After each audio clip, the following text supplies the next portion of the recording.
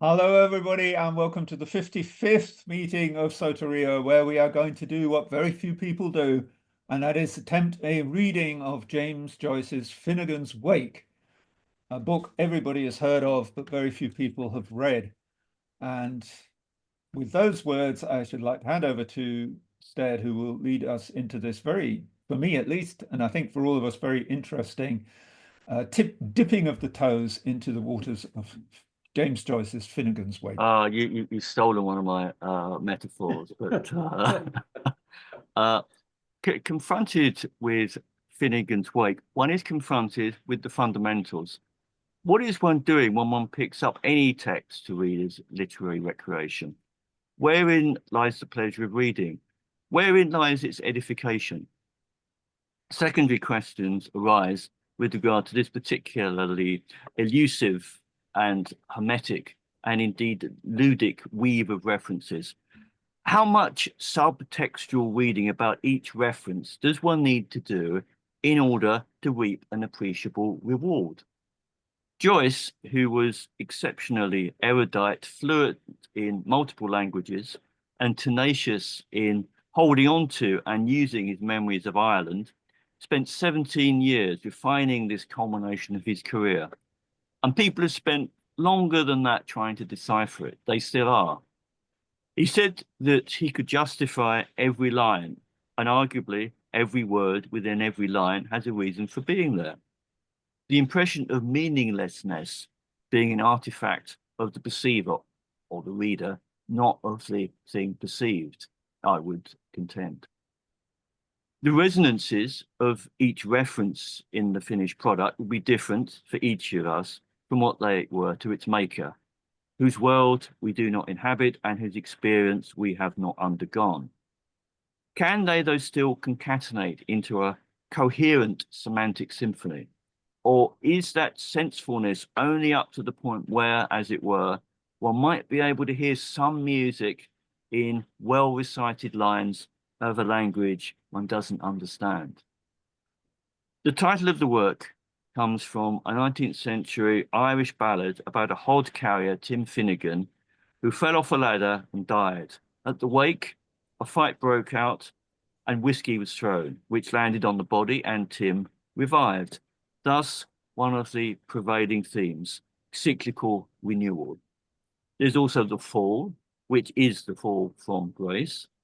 That is treated within another thread, the story of a Dublin family whose father figure, Humphrey Chipperton Earwacker, committed some kind of sexual offence in a park. He has a wife, two sons, and a daughter. The mythographer, known to us all here, I think, Joseph Campbell, wrote one of the earliest attempts to make sense of the work 5 years after its publication in 1944. I found his commentary valuable and a pleasure to read, though he would, I think, be able to read a shopping list or income tax return in mythic terms. So his commentary is to some extent just as much about his own vision of life as it is about Joyce's, and nonetheless valuable. From a little wading in the waters of this ocean, my final impression, or impression up to now, is one of immense respect for the detailed workmanship of the wake. The material of each of its parts is more reflective of its other parts than the most polished chrome, yet it does not have the other properties of metal. It is not emotionally cold to the touch. Robert, who is sadly not with us today, who first suggested we read it, is a classical composer, and James Joyce had a profound appreciation of music, regularly attending concerts and operas throughout his life.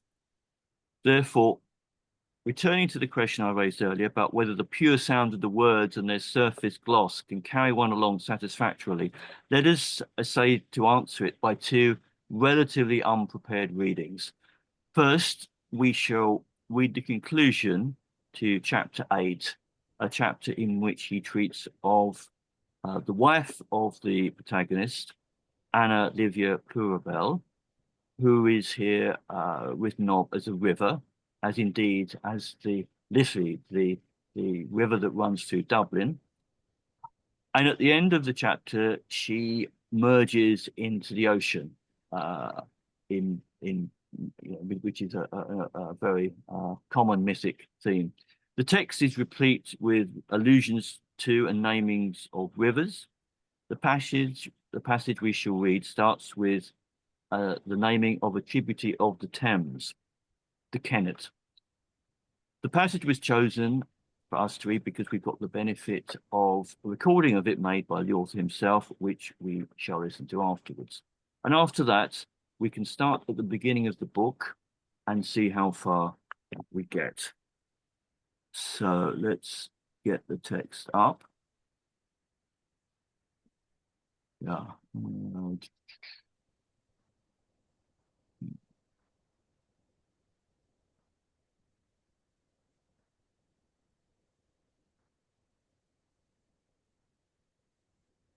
Yeah, can we all see that? Yes. Yep. So sorry, Is it possible to get it a little bit bigger? a little I'm bit too big. vain to wear glasses. You see.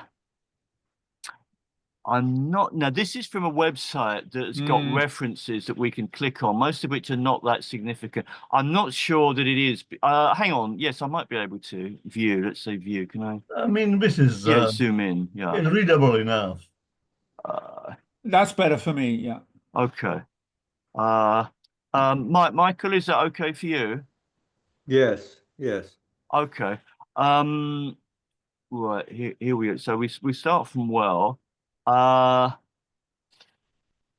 Frank, you were I think the first person to turn up. So Fine. We should not be excused from trying to put on an Irish accent, I take it. now some of these underlined words do have meanings, but I'm not. I thought this website. Oh, this is wonderful. We've got all the information we need, but it's actually not that illuminating. For instance, Kennet, it lists other things about it. It doesn't mention the fact that it's a tributary of the Thames. It talks about the fact it's a name for a hunting dog, and it makes the connection with Kennan to know, which is relevant. And so yeah, it's not as good as it seems. So maybe if anyone wants to kind of have me click on it, I will, but otherwise let's proceed. So Father Frank, if you would, starting with well. Well, you know, don't you, Kenneth, or haven't I told you every telling has a tailing, and that's the he and she of it. Look, look, the dusk is growing, my branches loftier taking root, and my cold shares gone ashly. Philu, what age is that? It's sound is late. 'Tis endless now, sending eye or e'er worn lust or Waterhouse cloth. They took it asunder. I heard some sigh. When will they reassemble it? Oh, my back, my back, my back. I'd want to go to Aix-les-Bains, Big Pong, where is the bell for sexilotes, and Concepta de send spray. Pang! Ring out the clothes. Ring in the dew. God of Ari, where the showers. And grant via grace aman. Will we spread them here now? Aye, we will. Flip, spread the new bank and spread mine on mine. Flip. It's what I'm doing. Spread. It's churning chill. The vent is rising. I'll lay a few stones on the hostel sheets. A man and his bride embrace between them. Else I'd sprinkle and fold them only. And I'll tie my butcher's apron here. It's suety.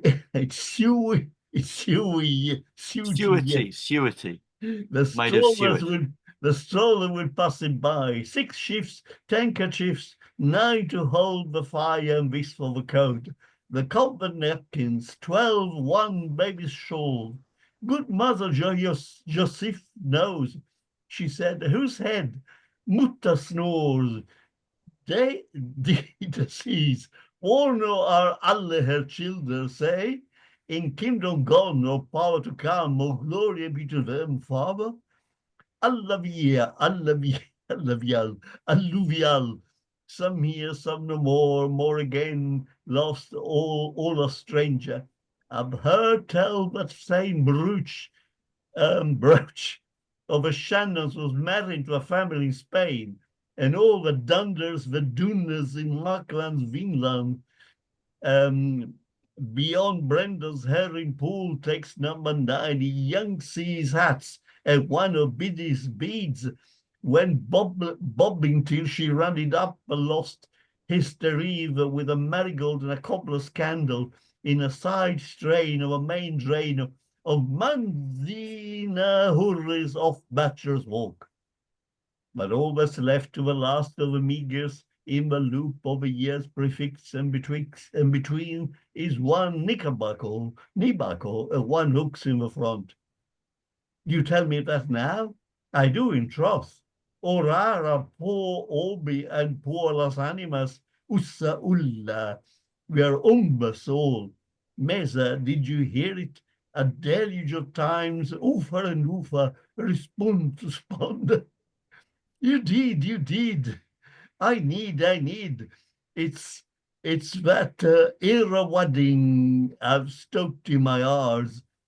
It all but busheth the leather zwund. Orinoco, what's your trouble? Is that the great Finn leader himself in the jockeymonery statue riding the high horse there for Hengist, father of otters? It is himself, yonder there, is that? Oh, Fallarin Common, you're thinking of Astley's amphitheatre, where the bobby restrained you making sugar stack bouts to the ghostwise horse of the peppers. Throw the cobwebs from your eyes, woman, spread your washing proper. It's well I know your sort of slop. Flap. Island sober is island stiff. Lord help you, Maria, full of grease. The loaded with me, your prayers I zone so. Mother Magnut, where you lift your elbows, tell us glazy cheeks in Conway's curly Kagura canteen. Was I what? Hobbly hips, flop, your rears gate, creak, oh, human. Beats your butts and disagrees. Anti since the damp dawn, martyrs Mary Alacock with Corrigan's pulse, and varicose vein my premaxil smashed. Alice Jane in decline in my one-eyed mongrel, twice run over, soaking and bleaching boiler rags, and sweating colder widow like me, for to deck my tennis champion son, the laundryman with lavender flannels? You won your limp pop-up limp from the husky hussars, when collars and cuffs was heir to the town, and your slur gave a sting to Carlo. Holy Scamander, I said it again, near the Golden Falls, ice is on us, saints of light, Zizia, subdue not you humble creature, what is it but a blackberry growth, or the dwyer grey aspen for old codgers' owns? Are you minimum Tarpeian, Lyons, and Gregory? I mean it now, thank you, the four of them, and the roar of them that drays the stray in the midst of old Johnny McDougall along with them. Oh, no, yeah, thank you, Father Frank. Yeah, that's like an assault course, kudos to you for doing it. It's quite an affair. Michael en Paris, would you like to continue All right, I'll try. with them? Yeah. Is that the pool big flasher beyond far, or a fireboat coasting yar the Christnia, or a glow I behold within a hedge, or my Gary come back from the Indies? Wake to the honeying of the loon, love. Eve, little Eve, die. We see that wonder in your eye. We'll meet again, we'll part once more. The spot I'll seek if the hour you'll find. My chart shines high where the blue milk's upset. Forgive me quick, I'm going, bye-bye. And you, pluck your watch, forget me not. Your even load, so saved to journey's end, my sights are swimming thicker on me by the shadows to this place. I so home slowly now by my own way, Moy Valley way. Toy, I too, Rathman. Ah, but she was the queer old Skiwausha, anyhow. Aunt Olivia, trinket toes. And sure he was the queer old Butts too. Dear dirty dumpling, foster father of Fingales and daughters Gills, Gammer and Gaffer were all their gangsters. Hadn't he 7 dams to wife him? And every dam had her 7 crutches, and every crutch had its 7 hues, and each hue had a differing cry. Suds for me, and supper for you, and the doctor's bill for John. Before, he married his markets cheap by foul. I know, like any Etrurian Catholic heathen, in their pinky, lemony, creamy burnies and their Turkish Indian mauves, but at milked mass, who was the spouse? Then all that was fair, 'tis elfin land, teams of times and happy returns, the seaman knew Ordovico or Viricordo. Anna was, Livia is, Pluribella's to be. Northmen's thing made South folks place, but how multi-plurators made each one in person. Latin me that my Trinity scholared out of your Sanskrit into your Aaron. Hircus civis ablanensis. He had buck-goat paps on him, soft ones for orphans. Ho, Lord, twins of his bosom. Lord, save us and ho, hey, what all men, hot? His dittering daughters of what?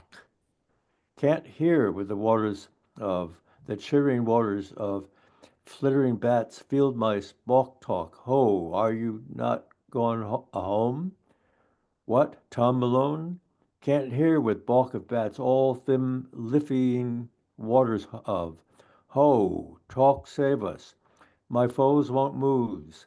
I feel as old as yonder elm, a tail-toad of Sean or Shem. All Livia's daughters' sons, dark hawks near us. Night, night, my whole head halls. I feel as heavy as yonder stone. Tell me of John or Sean. Who were Shem and Sean the living sons or daughters of? Night now, tell me, tell me, tell me, Elm. Night, night, tell me tell of stem or stone beside the rivering waters of hither and thithering waters of night.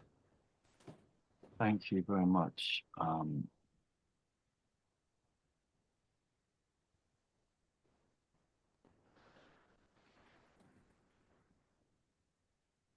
Follow it with the reading.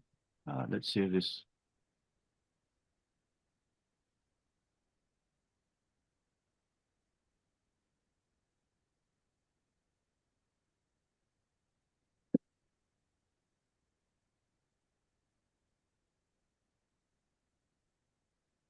Instead, I can't hear anything. Sorry. I don't know about anybody else. Could Father Frank, could you hear that? Or No, I do not hear. I can't. okay, sorry. Right, yeah, I'll have to think about. Yeah. I had this with WebEx and I couldn't get it to work. Yeah. That is a. I had exactly the same thing with WebEx, and it's supposed to work, and then everybody said I could hear it, but everybody said no, we can't hear anything. Yeah. Hang on, what's this? Oh, that is a shame. What's that thing on the right? Isn't that the volume? That's the volume. That could be. He could be right. I know it's full there. Yeah, I mean, But I what's could the hear bar it. on? Yeah, the bar on the right is how much it's been heard, I think. Yeah, that's right. Yeah, this is let's see. Yeah, it's like share computer audio, something like that Yes, is what I yes. need. Yes. And oh, hang on, sorry. Yeah, yeah. Yeah, hang on. Yeah. Share computer sound. Now let's start it again, and a thumbs up if you can hear it. Well, you know, don't you ken it, or haven't I told you, every telling has a tailing, and that's the he and the she of it. Look, look, the dusk is growing. My branches lofty are taking root, and my cold chair's gone ashly. Feel-oo, what age is that? It soon is late. 'Tis endless now since I or one last saw Waterhouse's clock. They took it asunder, I heard them sigh. When will they reassemble it? Oh, my back, my back, my back. I'd want to go to Aixley Pains. Ping, pang, there's the bell for sexolitis. Et concepta descend the spray. Pang. Ring out the clothes, ring in the dew. God avari vert the showers and grant thy grace, amen. Will we spread them here now? Aye, we will. Flip, spread on your bank, and I'll spread mine on mine. Flap. It's what I'm doing, spread. It's churn and chill, their went is rising. I lay a few stones on the hostel sheets, a man and his bride embrace between them, else I'd have folded and sprinkled them only. And I'll tie my butcher's apron here. It's suety yet, the strollers will pass it by. 6 shifts, 10 kerchiefs, 9 to hold to the fire, and 1 for the code, the convent napkins 12, 1 baby shawl. Could Mother Joseph? No, she said. Who said? Mother snores. They attach it. Where now are all her children, say? In kingdom gone, or power to come, or gloria be to them, Father? All alluvial, all alluvial. Some here, more no more. More again lost and a stranger. I've heard tell that same brooch of the Shannons was married into a family in Spain. And all the dunders do done in Martland's Vineland beyond Brendan's herring pool takes number 9 in Yanksy's hat. And one of Biddy's beads went bobbing till it rounded up lost history with a marigold and a cobbler's candle in a side strain of a main drain of a man's in a hurry's off bachelor's walk. But all that is left to the lost of the Mars, in the loop of the ears prefixed in between, is 1 knee buckle and 2 hooks in the front. Do you tell me that now? I do in troth. Or rara pro orbis et pur las animas. O Saula, we're umbers all. Monsieur, didn't you hear it a deluge of times? Over and over, respond to spond. You did, I need. It's that era wadding I've stuck in my eyes. It all but hushes and the sound. Oh, Ronoko, what's your trouble? Is that the great Finn leader himself, in his joy Pomona, on his statue riding the high horse there for Hengist? Father of authors, it is himself. Yon there, is it that? On Fallerine Common, you're thinking of Astley's amphitheatre, where the bobby or a stranger making sugar-stuffed pouts to the ghost white horse of the Peppers. Throw the cobwebs from your eyes, woman, and spread your washing proper. It's well I know your sort of slop, fop. Ireland sober as Ireland stiff. Lord, help you, Maria, full of grease, the Lord is with me. Your prayers. Aye, so, Madam Angot. Why you lifting your elbow, tell us, glazy cheeks, in Conway's Carrigacorrad canteen? Was I what, hobbledy hips, flop. Your rear gates creak or Roman, but your butts disagree. Haven't I up since the damp dawn? Martyred Mary, all a cook, with Corrigan's pulse and varicose veins, my pram axle smashed, Alice Jane in decline, and my one-eyed mongrel twice run over, soaking and bleaching boiler rags, and sweating cold, a widow like me, for to deck my tennis champion son, the laundryman with the lavender flannels. You won your limp-a-paw limp from the fusty hussars, when collars and cuffs was heir to the town, and your slur gave the stink to Carlo. Holy scamander, I saw it again, near the Golden Falls. Ice is honest, sense of light, There, subdue your noise, you humble creature. What is it but a blackberry growth? Or that dwyer grey ass and 4 old codger zones? Are you meaning Tarpey and Lyons and Gregory? I mean now thank all the 4 of them, and the roar of them, that drave that stray in the mist, and old Johnny MacDougall along with them. Is that the pool-beg flasher beyond? Far, far? Or a fireboat coasting nigher the Kishna, or a glow I behold within a hedge, or my Gary come back from the Indies? Wait till the honeying of the loon, love. Die, Eve, little Eve, die. We see that wonder in your eye. We'll meet again, we'll part once more. The spot I'll seek is the hour you'll find. My chart shines high where the blue milk's upset. Forgive me quick, I'm going, go by. And you pluck your watch, forget me not, your even load, so save to journey's end. My sights are swimming thicker on me by the shadows to this place.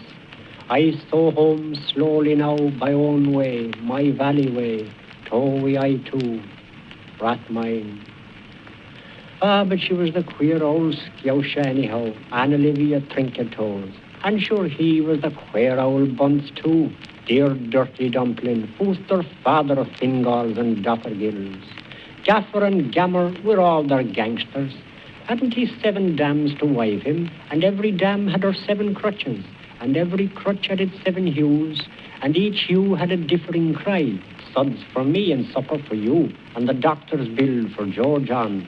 Before, he married his markets cheap by foul, I know, like any Etrurian Catholic heathen, in their pinky, lemony, creamy burnies and their turquoise Indian molds. But at milked mass who was the spouse? Then all that was fair, 'tis elven land, teams of times and happy returns, the same anew. Ordo vico or vi ricordo, Anna was, Livia is, plura bells to be. Northmen's thing made South folks place, but how multiplurators make each one in person, Latin me that, me Trinity scholared, out of your Sanskrit into our Aryan. Hircus civis eblanensis. He had buck-coat paps on him, soft ones, for orphans. Oh, Lord, twins of his bosom, Lord save us. And ho, hey, what all men, what, his tittering daughters of, walk, can't hear what the waters of, the chittering waters of, flittering bats, field mice, balk, talk. Oh, are you not gone a home? What Tom Malone can't hear with balk of bats, all the liffying waters of. Oh, talk, save us. My goose won't moose. I feel as old as yonder elm. A tale told of Sean or Shem, all Livia's daughter sons. Dark hawks hear us. My whole head falls. I feel as heavy as yonder stone. Tell me of Sean or Sean. Who were Shem and Sean, the living sons and daughters of? Night now, tell me, elm. Night, tell me tale of stem or stone, beside the rivering waters of, hither and thithering waters of, night. Yeah, how did I mean it's a remarkably beautiful reading with a range of emotional tones. I mean, did it? Yeah, how did anyone feel? It certainly brings alive the actual what apparently looked like a rigmarole. Yeah. Now you can see how it is a real conversation in a way, your dialogue. And so it is amazing. Actually, it contributes a lot to the understanding. I wonder only, I mean, was that the normal accent of James Joyce? Because the reason I'm asking is because he was a teacher of English in Trieste. Yes, correct. And if he taught his students English, with this kind of accent, I wonder what his students have looked like or sounded like once they came to speak English, because obviously it is quite a distinctive Irish intonation. Yes, yes, indeed, indeed. But Good no, point. it's Yeah, great. good It was question. great. He added a lot. He added Yeah. a lot. But I mean, I am conscious that there are so many references here that one needs to expand. Yeah, it just is so laden with allusions. Very rich. Very Yeah, rich. it really is, and Too it's rich in a way. yeah, it's like a kind of condensed kind of Christmas cake Cake. almost. Yeah, yes, Yeah. yes, yes. And if you Um, eat too much, you'll begin to feel sick. But it's very enjoyable to have a little bit. Yeah. That's a reason why I think a Finnegans Wake could never be Oh no, a it popular is. reading, because it's not that kind of book. It requires someone who is approaching the level, the literary level of uh, of Joyce in the sense of the number of texts that one is aware of and the ideas that one knows. A lot of the ideas of Giambattista Vico, I think, the philosopher, um, are important structurally. I think that his material is arranged according to stages, and yeah, I mean, there were quite a lot of references to Sanskrit words and their ideas. Latin, Yes, indeed, of course, because I mean he was schooled by the Jesuits and was, you know, theology, yes, yeah, absolutely, yeah. I mean, a lot of all theology. all sorts of Christian and references to the geography of Ireland. This is set in a very specific part of Dublin, and there's all sorts of very detailed, uh, very detailed yeah. I read Ulysses as well, in a different, completely different way. I think it is also, in a way, an unreadable book. However, I've also read Dubliners, which are short stories, are some absolutely superb, and especially one entitled A Painful Case. I think it's a very deep experience of a particular kind of human being. But I mean, everybody praises Dubliners, not sorry, Dubliners, Ulysses as a great work, but in a way, it's honest to recognize that that is not the kind of book you can reread. But anyway, it's my impression. I think it might be useful at this point if I were to read a few paragraphs of the text I referred to, Joseph Campbell's Skeleton Key. Yeah, I think we've had some Christmas cake. Now this is slightly simpler fare and more easy to follow, and he does adumbrate a few of the themes in the text as a whole in a few paragraphs. So shall I do that with your leave? I'll do that. Yes, Yeah. yes. Yeah. Running riddle and fluid answer. Finnegans Wake is a mighty allegory of the fall and resurrection of mankind. It is a strange book, a compound of fable, symphony, and nightmare, a monstrous enigma beckoning imperiously from the shadowy pits of sleep.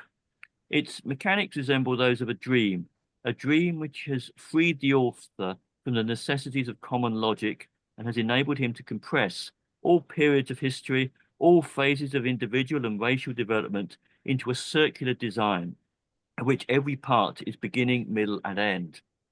It's a gigantic wheeling rebus.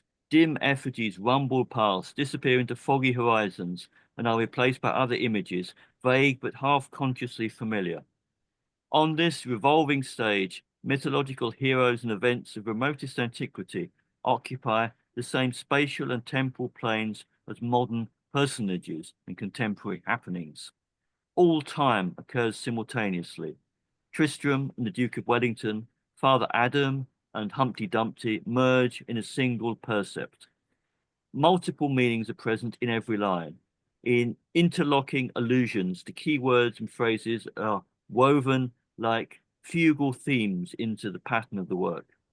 Finnegans Wake is a prodigious, multifaceted monomyth, not only the cauchemar of a Dublin citizen, but the dreamlike saga of guilt-stained, evolving humanity. The vast scope and intricate structure of Finnegans Wake give the book a forbidding aspect of impenetrability. It appears to be a dense and baffling jungle, trackless and overgrown with wanton perversities and formal language. Clearly, such a book is not meant to be idly fingered. It tasks the imagination, exacts discipline and tenacity from those who would march with it. Yet some of the difficulties disappear as soon as the well-disposed reader picks up a few compass clues and gets his bearings.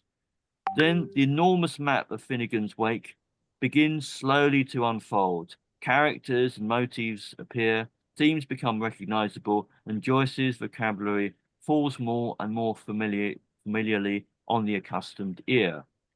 Complete understanding is not to be snatched at greedily at one sitting. Indeed, it may never come.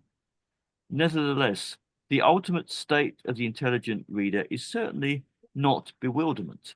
Rather, it is admiration for the unifying insight, economy of means, and more than Rabelaisian humor, which have miraculously quickened the stupendous mass of material. One acknowledges at last that James Joyce's overwhelming microcosm could not have been fired to life in any sorcerer furnace, less black, less heavy, less murky than this. In his incredible book, he had to smelt the modern dictionary back to protean plasma and reenact the genesis and mutation of language in order to deliver his message. But the final wonder is that such a message could have been delivered at all. I think that's a powerfully written endorsement of the work. I think, yeah, a good text. Michael, are you an admirer of Joseph Campbell? I'm sure you would have read some of his works. Yeah, I mean, he was very influential for me Yeah, at an early stage. I became ultimately critical of him in that his references were always very poor, and you couldn't really get anywhere with them. They didn't lead into something else. So he was I found him very hard to actually research what what he was saying, where he was getting his information. It was really difficult to use him to go, if you wanted to cite him, yes, you couldn't go any further than just citing him, and that was it. yeah. But So yeah, but I thought he was marvelous, and I remember one time I had the TV going. I was just flipping through it, and here was somebody talking, and within just a few minutes, I said, that has to be Joseph Campbell. I could just recognize what he was saying, and he was brilliant in that sense. yeah, yes, indeed. And as I said, I think the book maybe sort of casts the Finnegans Wake into his perspective in a way that may or may not be consonant with Joyce's view of world. I don't know. I'm not qualified I to don't say. know either, But yeah. I think he had a healthy view of life, and therefore, his viewpoint is a valuable one. Michael or Father Frank, any comments on that? There's plenty to comment on. Oh, great. I was interested in the Joseph Campbell reference to Rabelais because I thought this kind of writing has a tradition of its own. I was certainly thinking of French writers, as Céline has with French slang, does something in a way comparable. And I don't mean Voyage au bout de la nuit, which most people have, or a lot of people have read, and is a relatively conventional novel. Yeah. But I'm thinking of mot à crédit, which is, I thought, what's wrong with my French? Because I could hardly understand a word of it. I finally really concentrate on it and could make sense of it, but it is full of slang and references. And I wonder, is this the beginning or the end of literature? Is a question you can ask yourself. Because for me, a lot of this is also reminiscent of all people of Ben Jonson and Shakespeare. A lot of that Renaissance drama and literature has that crazy, intricate referencing and allusions, and you don't know quite what it is, mixed in with slang and religious influence and this religious rhythm, which is so strong.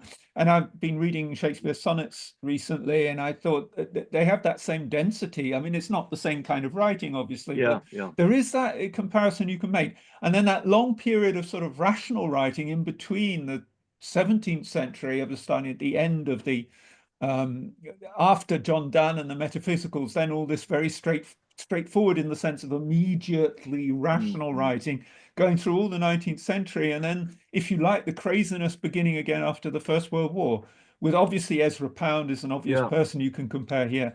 But does it go too far? You know, other two, and I think we agree then it's a rich cake. It can be enjoyed for a little while, but I wouldn't like to read this for more than about, well, absolute maximum an hour, and then I would be But quite not, if that. it's something one needs to research and have the assistance of someone who's got who has also researched it. I don't.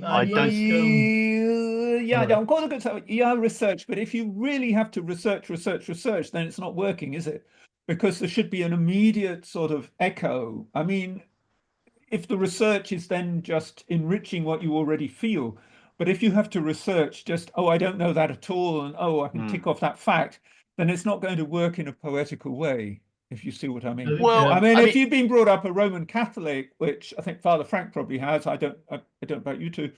I was quite very pious father, very pious school. The rhythm, the Roman Catholic rhythm of the Mass is immediate. I don't need a reference for that. Oh, that I mean, something like the rhythm. Yeah, that is interesting. I Yeah, think one of the key words of which, I mean, it's interesting. Michael mentioned Shakespeare and Ben Jonson, but then also, of course, Ezra Pound. But I mean, some of his writers, I mean, Ezra Pound was not, but I mean, one of the key things is what they wrote was, I mean, I know it's not fair comparison because they were playwrights, but entertainment. Someone, you know, I think in one of Graham Greene's book of A Third Man, the protagonist says Shakespeare was an entertainer. And he was. He entertained. But of course, his texts very often is crammed full with allusions to antiquity, to alchemy, to poetry, and the audiences, I very much doubt really it's a Beatle audience, but they were entertained by what was going on. Now, again, it's an unfair comparison because, but is Joyce, is Finnegans Wake entertaining? In a way, it is. I think it is entertaining, but it's not an entertainment. You know, let's call spade a spade. It's an entertainment for highbrows. Oh yes, absolutely. Yeah, no, I think that's a very good point. You know, that's a very good point. There's a difference. Accessibility is not top of the agenda. Yes, that's a very good point, actually, because you can say there's a difference with Shakespeare where there are different levels, whereas this is just, in a sense, one level, and you can't just relax and enjoy it as maybe you could Hamlet, in the sense of Hamlet's exciting, you know, you're at that level. You can enjoy Hamlet without being highbrow, but you can't enjoy this without being a woof. I think, Michael, what you said about the two. Or Joyce, sorry, Michael. Yeah, go on, Michael. Well, I was just going to say, I think what Michael said about the different types of literature. I mean, and so you really can't compare it to what we would normally call literature. Last year I finally reread Ulysses, and I actually enjoyed it. But I have a good friend, and she said that something like that could not be written today, and it was really of a certain type, and it wouldn't have the appeal in our world of today. I wish you had been Mm. able to show when we were listening to him read, if we could have followed the text with it, that would have been more Oh, interesting to sorry. me. Yeah. I mean, And the thing for me, I mean, it is so dense. I ended up listening to it virtually as if I was listening to music. I wasn't necessarily interpreting anything. I was just listening to his pronunciation and the range of words and all that. So it was a musical experience more than for me than an intellectual one. The other would be something you'd have to really just spend a lot of time in and do all the research. Yeah. I mean, if the Ulysses is not something that could be written today, this even more so. Even more so, yes, Yeah. indeed. Mm. But I mean, I think it's like a lot of things. It's something that one has to work at and put some time to understand. But in that brief passage we read, there was all sorts of languages, including Cornish, which few of us would have any passing knowledge of. And a few I know people a at Cornwall. sentence of Cornish. I've been to Cornwall, but I mean, it's all I Colonel can you say. connotier de den Britain weer. There, But Colonel what would you be the connotier point? that Cornwall is a country at the end of Great Britain. oh, wonderful! Oh, wonderful! What would be the point of using bringing in the Cornish then? Why? I think it one of the themes of the that's current in the Wake is Tristan and Isolde, which connects with Cornwall, and the place in Dublin where it's set is Chapel Izard, which also relates to Iseult of the Tristan legend, and there were a lot of references to that. So yeah, various characters in Tristan legend are alluded to, and the Cornish is one part. Is So part of that. there Yeah. were kind of lots and lots of these running themes that are reflected in all sorts of bits and pieces. But I mean, the short passage we read, I mean, it has lots of quite obscure things that one would really have to read up on to get one of the Who is Scaramanga? Because I wasn't in a one of the rather Bond films different. with Yes, the man with the golden gun. Isn't he called Scaramanga or Scaramanga? yeah something Taking the other extreme of literature. whether that is actually I wonder think if he's- anyone, I've read a biography of Joyce way back. And I remember when he was in Paris, of course, he befriended Samuel Beckett. Yes, And yes, I knew Samuel that. Beckett actually had a relationship with Joyce's daughter, if I remember correctly. And it wasn't very happy. But because Beckett, Beckett's writing, some of his writing are also fairly complex. So I wonder if there was some influence from Joyce to Beckett, whether direct I'm sure, or I'm not sure. Oh, yeah. intentional. But as Michael's in Germany, one curious thing I notice here, these two lines, Filur is apparently bastard in French, or some Yes, objectionable. Filou. No, it's not Yeah. bastard. I don't know Or- is it a pimp? Well, It's something bad. It's a Yeah, I'm derogatory trying to- word that you and what I read was in the First World War, the Germans were being shouted at by the French, and the French were shouting "Filou, Filou," and the Germans or one of them thought that he was saying "Be Filou, and they shouted back, What "Halbe time is it?" sex, halbe sex." Yeah. And then what age is that? Yeah. Well, there is so much, isn't there? Yes. Yeah, and that is just typical. A lot of these things that it would be impossible to derive that. You just have to. You have to have that sort of mind that enjoys chasing stuff up and Yes, but enjoys I think crossword it's got, puzzles, hasn't maybe. it? The key word is resonance. That it like aigues les pains, which is very funny because probably most people think of aigues les pains. And of course, your aches and your pains. Now, but that only makes sense if that resonates with you, I think. And that's my point, Stead. I think if you don't know that at all, you come from Mars or whatever, and you research it and you say, oh, there is an expression that they used, say, oh, me aches and me pains. Yeah. And there was a place in France, which was where the rich people used to go, called aigues les pains. And that's quite a funny joke. But if it doesn't resonate with you, if you haven't got something already there, I don't think it's... No, one has to have the appreciation. But for instance, that line, ring in the dew, that relates to the poem Ring in the New of you know, the poem Concepta we're all Descendus familiar Prae with. was clearly a reference to Catholic prayers or saints.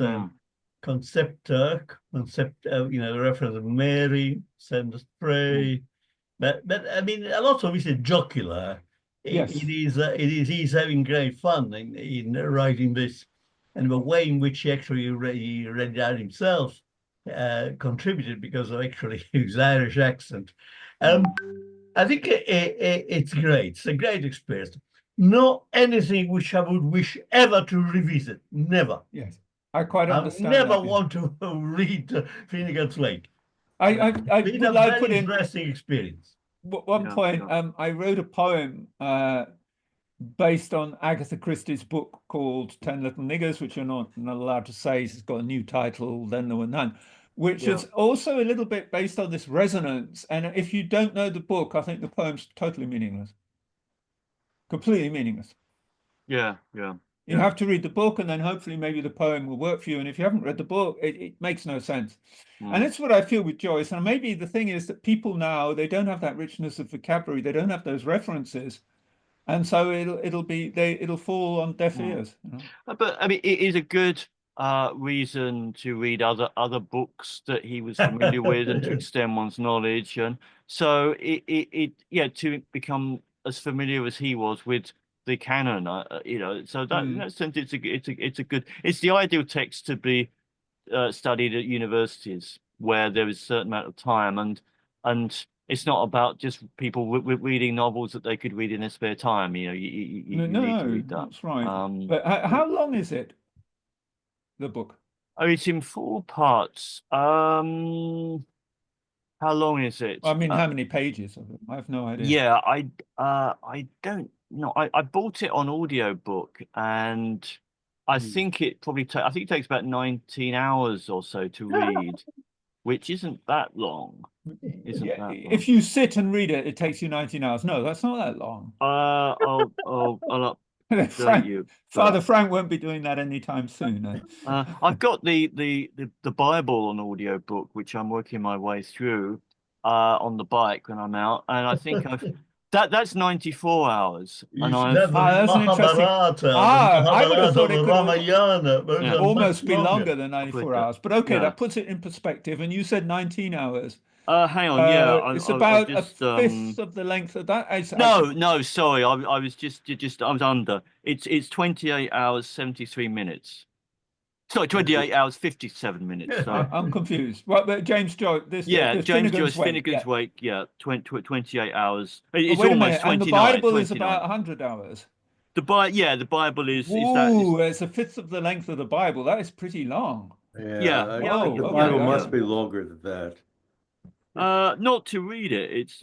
I mean, really? I would have thought the Bible's a bit longer. I would have tend to agree, but I've never thought about it too much. Well, this is a complete reading using a revised King James version. Old and New Testament, the whole thing. Yeah. And that's 90 odd. Yeah. Of course, the Bible is about a third of the length of the Mahabharata or something like that. So that's kind of, you know. It depends which books you include. It's a bit like the Shakespeare canon, isn't it?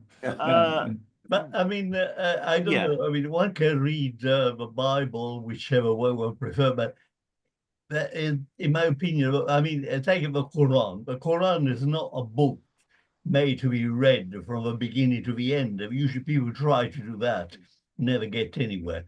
The Quran Bible is quite short. More of a logical narrative, but even the Bible is not a good idea, in my opinion, to read the Bible from the beginning to the end, because the variety, the gaps in ages, centuries, tide of literature as such as that I don't think, but I mean, obviously we can do whatever we like, but I was thinking earlier on of Mahabharata or Ramayana, the great epics, Sanskrit epics. They must be even much longer, because I think they, oh yeah, they're enormous, incredibly enormous. long. Yeah. Yeah, very, very long. I mean, I listened to the Ramayana, an audio book, and I think that was probably a shortened version, but they are enormous, you know, which is a great thing. But one just doesn't have the time to. I do miss the Hare Krishna guys, because in London we used to have from time to time, in central London, the Hare Krishna devotees, like walking along, dancing along, and singing Hare Yes, Hare that's true. Krishna, I Hare haven't Hare seen them for Krishna. ages. I thought it was That's great true. fun. Yeah. Yes, Yeah, they still do provide free food in London, and I you know I once see said them. Hare Jesus. Nobody took offense. The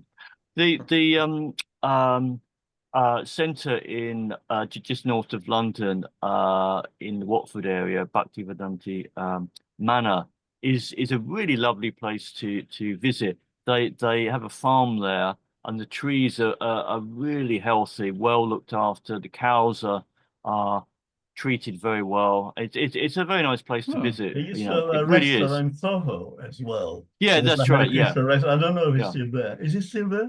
Yes, it is. Okay. But it's I think seeing something in a rural context is very pleasant, because Krishna Bhagwan obviously loved the cows, and you can feed the cows, and you know Well, it's in nice. Hindus, cows are very important. Yeah, absolutely. Yeah, they're the symbol of maternal generosity. It's very good. Just on the Quran, Father Frank, how many hours to read the Quran? Well, I never try to read the Quran, by the way, because, as I say, Quran should not be read as Or a listen to. How long do you think it is? to read or to listen to. Well, I mean, someone is reading it and one is listening. So Well, the way they recite the Quran in a religious context, in mosques, in a sing-song way, irreverently, is very tedious. yeah, You don't find it, that's but if you can actually find there is a Quran website where you can actually listen to the various surahs. So that's quite. But I have no idea about the links. you have It's no. very long. It's short. You're doing a Michael in Cologne. How many hours do you think the Quran is? I don't know, but obviously much shorter than the Bible, but I have really no idea. That's it. It's 14-ish, that sort of length. It's not that long. It's shorter than Finnegans Wake anyway. And actually, we are in Eid. We are indeed. The end of Ramadan. So yeah. Muslims say, Eid Mubarak. Happy Eid to you all. I've read the Quran, so I'm not. Muslims are. There's a lot of decent Muslims, but the Quran is. It's got some. Some surahs that interest me far more than others. For example, the surah where the story of the sleepers of a cave, which is also in Christian scriptures. And of course, a famous story of Khidr, Moses. Moses meets this mysterious figure who leads him along and shows him some events which apparently are contradictory to logic or morality. And then Khidr eventually tells Moses how to unravel the meaning of those events. I found that very interesting. Now, I think I won't. I think maybe because of the nature of the text, I think we've probably eaten sufficient of Christmas cake. Okay, just perhaps one question, because you were talking about the Quran and Hindu religion. Does Joyce use a lot of references to other religions? I don't know. I'm just asking. He uses. I mean, his concept of time is cyclical, so that is consistent with Hindu cosmology. and there were quite a lot of Sanskrit terms in that, and he'd studied Sanskrit. So that is part of it. I mean, in the text we read, there were mention of Indian rivers that maybe other people didn't pick up. I think I missed before, that. he was based in Trieste, Yes. where he taught, I think, at the Berlin School for many years. Yes, you're right. Yes, you're right. He also wrote articles in Italian for one of the local papers. Yeah, I think he was fluent in Italian. He spoke it in one his of his home. nicknames, he gave himself a nickname in Giacomo di Trieste. Giacomo is James in Italian, de Trieste, James from Trieste. And he made great friends with one of his students was an Italian writer, Italo Svevo, who wrote some, well, interesting stuff. And, you know, James, but actually, so in a way, I mean, obviously, the whole Finnegans Wake one would have to know, but I didn't see any reference to the Italian language in what we read. But that's, you know, presumably maybe. I mean, there is, quite a lot of references. But I said particular to, I think Gian Battista Vico, the philosopher. Yeah, I think that's his name. Yeah, well, someone's nodding in well, I think, didn't he write the life of the artists, Vico? No, that's Vasari, Giorgio Vasari. Vasari. I think Vico is referenced in the word in the first line, vicus, the opening of Finnegans Wake. And he was a philosopher of history, I think, and had a bit like Spengler in the sense of having an overview and developments and stuff like that. So yeah, there's a sense in which Joyce did believe in this eternal renewal and rebirth, and he according to Joseph Campbell, who would say this, he saw all figures like Jesus, the Buddha, Thor, Finn, the Irish deity, it all being essentially the same in their function in relation to this kind of cyclical renewal. These were figures that brought about change and brought people back to life in some ways. So that, in that sense, it's a positive sort of view, I think. But yes. What's the origin actually of the word wake for sitting around a person who's died? Is that something to do with a reference to the fact that the people keep awake for the night while the person's died? I think it has to do with either keeping awake, and probably because there was always this folk fear that the corpse could be stolen. And so you stayed awake to make sure that didn't happen, or this spirit from this body, and until the body is actually buried. Okay. Yeah. But actually, yes. Sorry, the word wake reminds me because the stead drew my attention. We have a common acquaintance who died, Alan, and there was a wake, you said. And I'm afraid it slipped my mind. I didn't go. Actually, I did not remember the address anyway. And I'm surprised because we got the guy, a friend in common, Jonathan. Yeah, Jonathan Bolter. He did not let me know. I mean, if you had not told me, I would not have known. But I don't know. I didn't see Jonathan at the funeral, but sorry about that. Michael, about wake, it does relate to wakian, I think, in the Anglo-Saxon verb. So it's about wake, keeping up, and that while the body is there, I think. So it's got some connection with that. But, if anybody wants a lowbrow Finnegans Wake, of course, there is the Dubliners song, if you don't know it. You can look at it on YouTube. Oh, which one? You don't know? There's you don't know the song, Finnegans Wake? It's a fine song. Yeah, fine Irish song. Okay. YouTube. Yeah. Well, It only takes 4 minutes to listen to, so it's not as long as the book. And it's great fun. Yeah. Oh, that's good. Anyway, I have enjoyed it. I've enjoyed it because it's an experience. And absolutely. And how often, Father Frank, are you going to be reading Finnegans Wake in your life? So as what I said, this is a good way of doing it, because probably something one wouldn't do by oneself. And we know what Joyce's voice sounded like. I mean, that was good, because that's, if one can remember that. That will help one in reading it, and the rhythm as well. You know, so yeah, I that wonder was, if he was exaggerating his accent. Just sounded sort of almost too Irish, but never mind. Yes, I almost thought that. Yeah. yeah, interesting. Yeah, maybe, maybe because it's. I mean, it has universal significance, but it's still very much rooted in the history of Ireland, very much so. I mean, he spent most of his life away from Ireland, but you know, refers to Dublin in his works. I seem to remember his wife, Nora, Yeah, for an immense intellectual figure. Like he chose his wife was a very ordinary, yeah, indeed, indeed. uneducated woman. Very Yeah, yes, bizarre. yeah.